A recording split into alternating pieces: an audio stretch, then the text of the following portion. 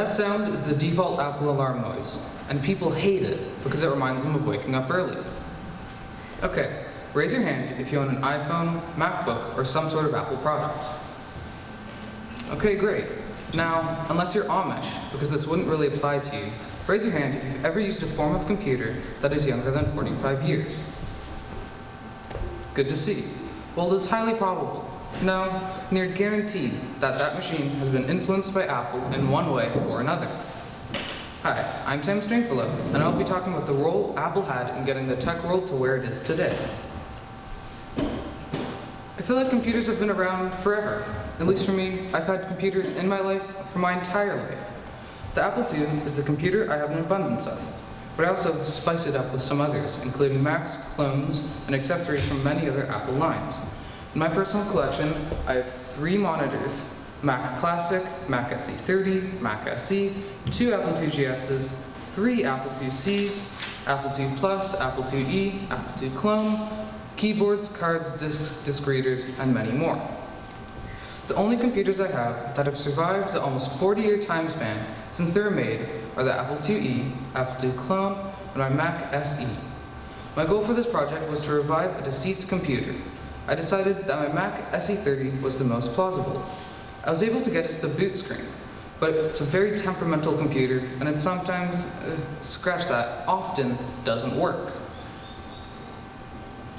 One of the most interesting things I've learned was back in the good old days of 1833, a certain British inventor of the name Charles Babbage designed the world's first mechanical computer.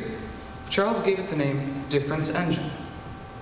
This machine was designed to be able to solve polynomial equations without the use of multiplication or division. He started back in 1833, and it took him 10 years to design it, although he never finished it. The next big advancement was back in 1938. It always surprised me when I learned about a major invention that was invented in someone's room. Like with the first Apple computer being built in a garage, or with this next computer in someone's living room. Like I said before, in 1938, a man of the name Conrad Zuse invented the first ever computer. This computer was a binary electrically driven mechanical calculator with limited programmability, and it took reading instructions from punched celluloid film. It was the first computer to use Boolean logic, which is a form of algebra using true or false. His calculator also used floating point numbers, which is a method for the computer to compute incredibly large or incredibly small numbers. It changes the numbers into a more bearable one. Then the machine uses powers of 10 to quickly compute information. Unfortunately, in the bombings of World War II, the original Z1 computer was destroyed. But in the 1980s, Zuse and some other people were able to recreate the Z1. The recreated Z1 is now in a German museum. The final pre-Apple computer I'll be talking about is the Altair 8800. In 1975, a group of Georgian Air Force workers created the Altair 8800. The 8800 was a computer kit, not really a device for the masses. It required assembly, and it also didn't resemble any modern-day computer, due to the fact that it didn't have a screen or a keyboard. The 8800 was just a box filled with lights and switches. Using it required the operator to flick switches in a specific order, with the results displayed by the lights turning on and off. As primitive as it was, this sparked the beginnings of the personal computer. 1975 was an important year. It included the end of the long war in Vietnam, Angola gained its independence, Sylvester Stallone wrote the script to Rocky, and Erno Rubik created the Rubik's Cube. But more importantly to this presentation, Steve Jobs and Steve Wozniak started working together on computers. Soon they would change the world. Their invention of the Apple I was at the time the new kid on the block compared to the rest of the great boxes. The glory years of Apple were very important for their company. All of their decisions had big consequences. They had no money to work with. In fact, the two Steves were so low on money at the time that they had to sell some of their personal belongings. Steve Jobs sold his Volkswagen van, and Steve Wozniak sold his HP calculator. And in the 70s, personal calculators were very expensive. This shows their determination pretty well. They had nothing to lose because they didn't have anything. It's a pretty fun story of how the Steves met. In 1971, Jobs was in his late years of high school, and Woz was in his freshman year of college. They met through a mutual friend, Bill Fernandez, and he said, "You should meet Steve Jobs, because he likes electronics, and he also plays pranks." Both of them loved pranks. Some of the more memorable ones involved the telephone lines of Woz's dorm and shooting firecrackers on a fishing line through his window. They worked together for well over 10 years until Steve Jobs left in 1985. There is a third founder to Apple Inc. Ronald Wayne was an overseer of sorts to the company. He also documented new ventures for the company, and he designed the first Apple logo. He was only part of the company for a measly 12 days. He was given 10% of the company, which he sold to Steve Jobs for only $800, which if he kept his 10%, it would be worth well over $65 billion US. These are only a handful of the different Apple logos. The one on the left was designed by Ron Wayne, and it was designed in 1976, and it was only in use for the first year. As you can see, it has Newton sitting under a tree with an apple above his head. I find it cool that we're in quarantine right now, and Newton apparently discovered gravity while he was in quarantine. Like I said before, the Newton logo was designed in 1976, and it didn't last long, because the next year, the more memorable logo came around, and I personally prefer the rainbow Apple logo. Up until 1975, the personal computer was a chunky DIY kit which is limited to only basic commands. But the introduction of the Apple I to the world was a revolutionary event. At the time, there was no template for how to make a computer, so Steve Wozniak had to invent new ideas for his computer to succeed. I find researching the Apple I to be super interesting. The Apple I could be considered a prototype, and the Apple II was the first mass-produced computer for Apple. The Apple I had the most software and accessories of all computers at the time, and it turned Apple into a big computer company. It was the Apple II that really started the unique and different Apple company that we think of today. A modern-day desktop generally looks fairly simple and uniform. It has the monitor, the keyboard, and the computer tower itself. Before the first Apple computer, this wasn't the case. Like I said before, the Altair was a box filled with lights and switches. On the 8800, you had to flip an absurd amount of switches just to do a simple mathematical equation, which was shown on the panel of lights. At the time, there was really only the Altair and the Apple. While yes, they are both computers, they are still completely different. How I see it is that one's a machine and one's a computer. With the Altair, in order to do a simple 2 + 2 equation, you need to flip well over 20 switches just to get a light telling you that it's 4. But with the Apple I, it was infinitely easier, 2 + 2. The Apple I was light years ahead of its cousin, the Altair.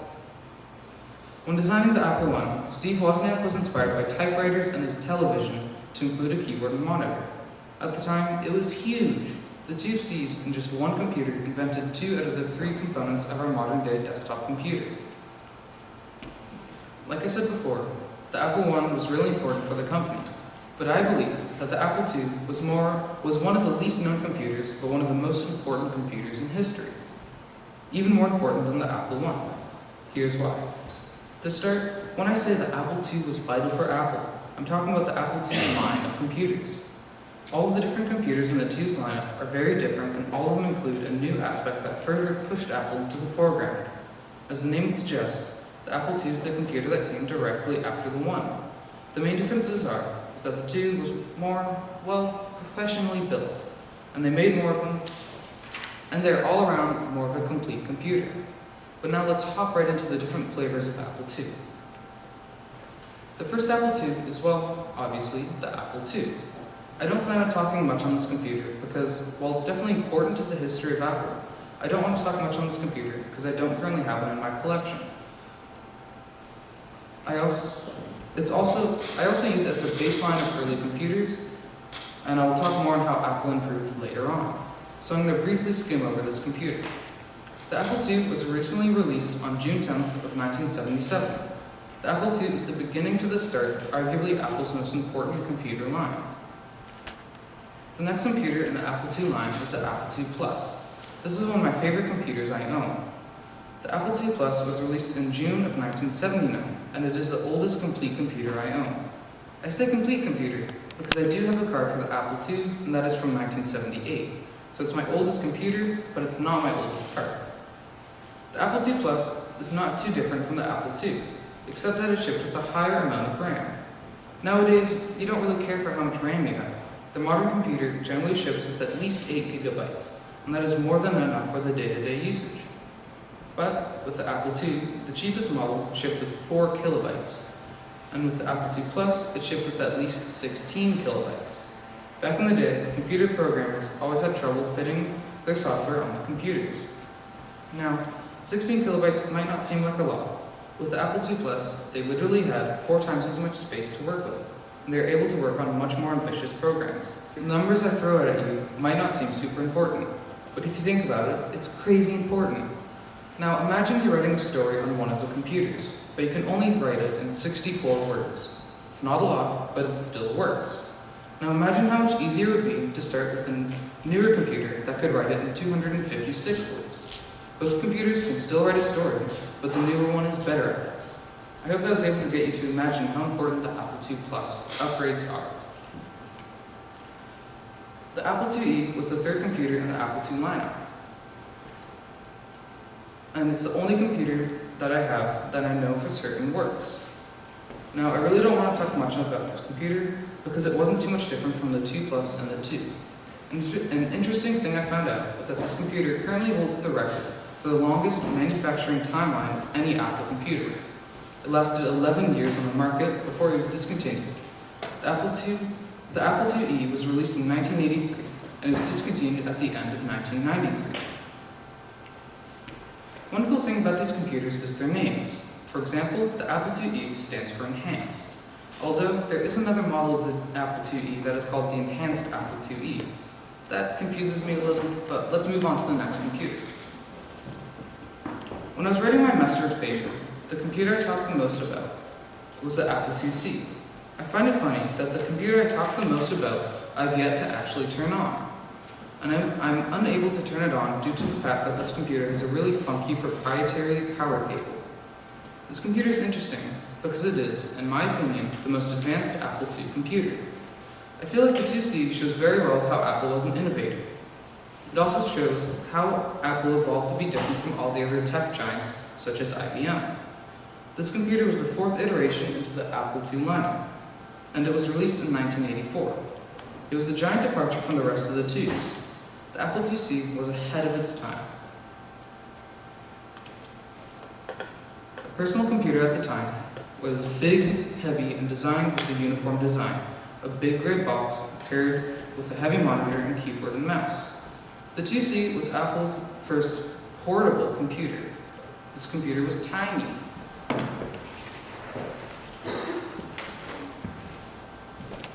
They marketed it to be the size of a notebook, and they're kind of right, as long as you're not counting the height, the weight, and the screen itself. This computer weighs in at about 7.5 pounds, and has a built-in keyboard as well, and it is the only Apple II that I have with a built-in floppy reader. This computer was advertised as the computer of the future, and that it couldn't exist. A 1984 advertisement about the IIc says that it is now a figment of reality. In modern times, when a computer manufacturer makes 2 computers, and one of them is smaller than the other, the smaller one is often slower. Same goes for phones, cars, and more or less anything. What I love about the IIc is that Apple really pushed themselves to innovate in a way that made the IIc able to compete with other computers, especially when the computer is less than half the size of them. One of the coolest things I found whilst researching the Apple II and Apple II Plus and the IIe was that most of these computers didn't have the ability to write in lowercase letters. But one cool thing with the IIc was that you could write in lowercase letters. And it had a caps lock. The lowercase addition to this computer is one of my personal favorite things to talk about, because I think it shows how much computers have evolved. You might be thinking that having lowercase letters on a computer is not super important. But it was quite literally one of the selling points to this computer. It was huge. I also used this to determine when my clone machine was created, because it has lowercase letters, so it's newer than the IIc. Another highly important aspect of this computer is the fact that it is a closed machine. The Apple IIc marks the departure from Apple having computers being open to computers being closed. This is a really bad thing for the computer, in my opinion, but I'll talk more on this later. The naming for this one is kind of boring because it's so obvious. Okay, raise your hand if you think you know what the C in Apple IIc stands for. Scott? Computer? You were kind of close. It stands for compact due to this computer's portable size. The Apple IIgs is the final iteration in the Apple II lineup. This one is also kind of boring to talk about because it's just an improved Apple IIc. It has improved multimedia, and another cool thing about this computer is its design. But as far as I know, it's just a cool design. Unlike the IIc, this computer is not as portable. It was released in 1986. The name for this computer is much harder to guess than the Apple IIc, so raise your hand if you think you know what the GS in Apple IIgs stands for.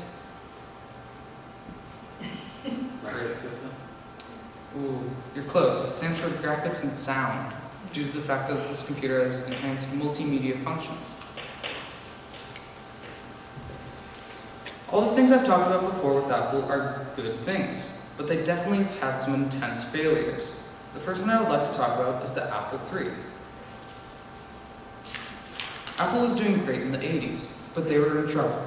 Apple was thriving off the success of the Apple II line, but they were going to run out of ideas soon. The Apple III was doomed from the start. The Apple II is like putting pineapple on pizza. It just works. It was a computer designed by and made for the average Joe. Its goal was to be in everyone's home, but the Apple III is a business-oriented computer. It was intended to be the successor to the Apple II, but it missed the mark. This computer was released in the middle of the Apple II's glory days. It was released in 1980. The whole appeal of Apple's computers was that they were different. But with the Apple III, it started to make Apple blend in with other boring business powerhouses such as IBM. Besides the Apple III being a missed opportunity, it had other problems. Steve Wozniak said that the Apple III had 100% hardware failures, that had some serious stability issues, and required a design overhaul and a recall of all existing machines. Apple had to recall the first 14,000 computers that were out in the market. They re-released the computer the next year. The Apple III was a mistake, but it wasn't as bad as the Apple Lisa.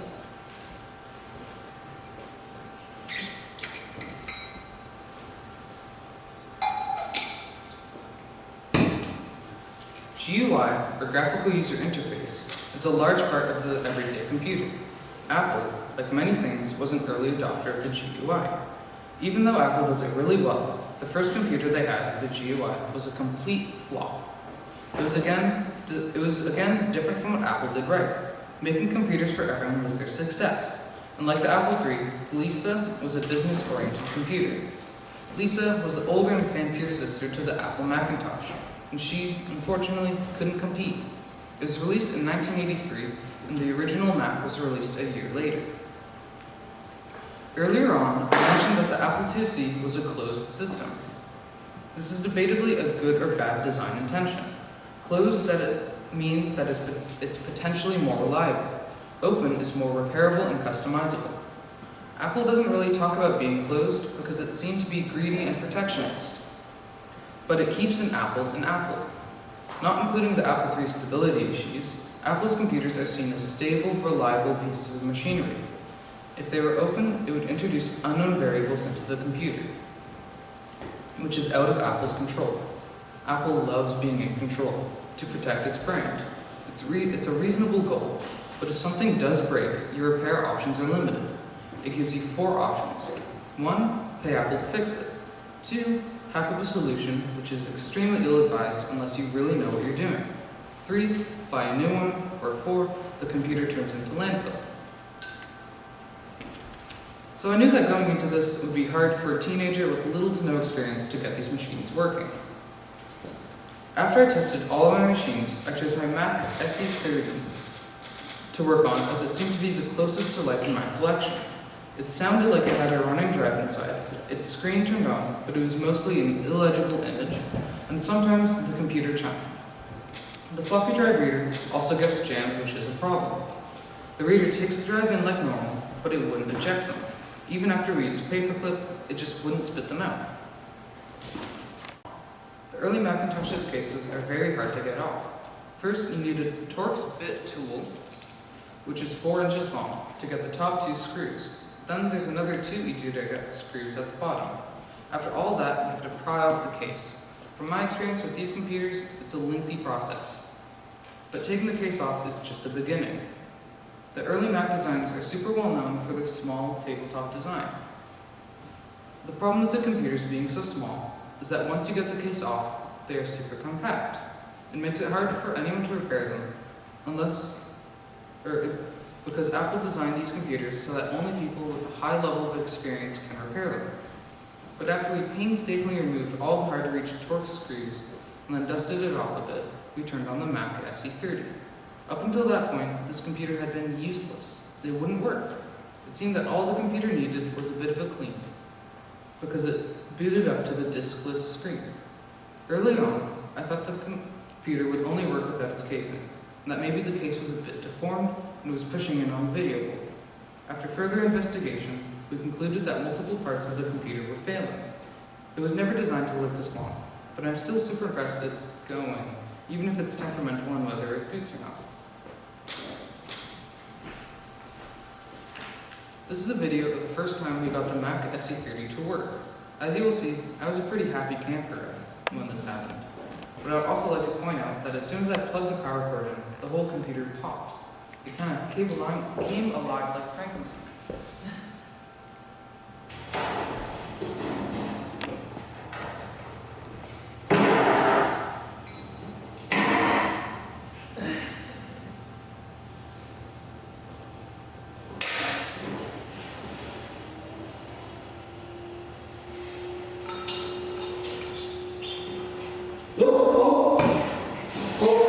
Can you turn around? Yes! Can you turn around? I don't know actually.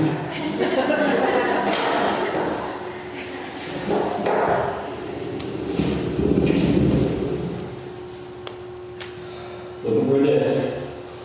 It needs a disc. You have a Mac.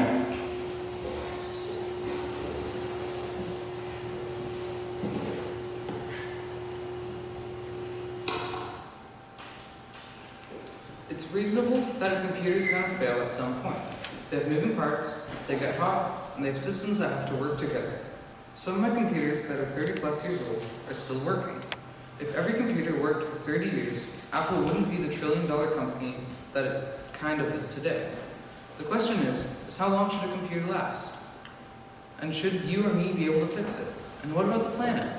All across the world, but more prominently in California, people are trying to pass a law that makes manufacturers, such as Apple, make their products easier to access for repairs, or gives people proper instructions, tools, and parts for the repair. The right to repair bill has been in progress for ages, but unfortunately, it might take some time to get passed. Apple is openly lobbying to delay the bill, citing that consumers might injure themselves if they puncture the phone battery. This is a fair argument. Repairing a device does have its risks involved. For example, when I started out with my Mac SE30, I got warnings saying that this can kill you. There are also lots of toxic chemicals and metals involved with making an electronic device. Today, right this second, I think that Apple is not eco-friendly. They support a mindset that is currently bad for the planet. If they extended the life of the products by allowing people to make minor repairs, we might be able to remove some percentage of cell phones and computers from landfill or the bone recycling depot. If they made that part of their business, they could still make money from it. If they did that, I would be more willing to buy Apple products. Why does all this matter? Well, Apple is a trendsetter, and they were there from the beginning. Apple is an inspiration to evolve, and it also shows it's good to start from nothing. Apple is an inspiration to millions of people who want to start their own company.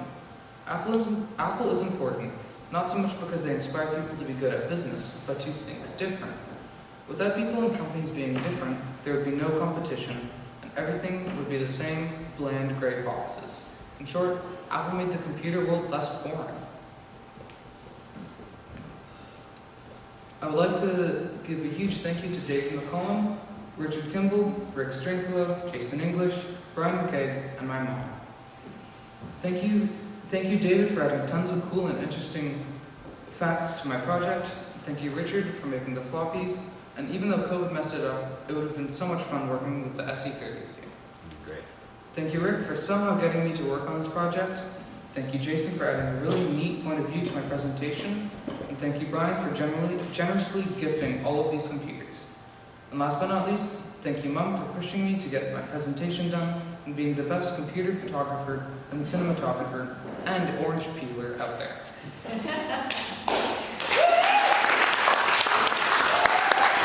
Stringfellow, amazing job.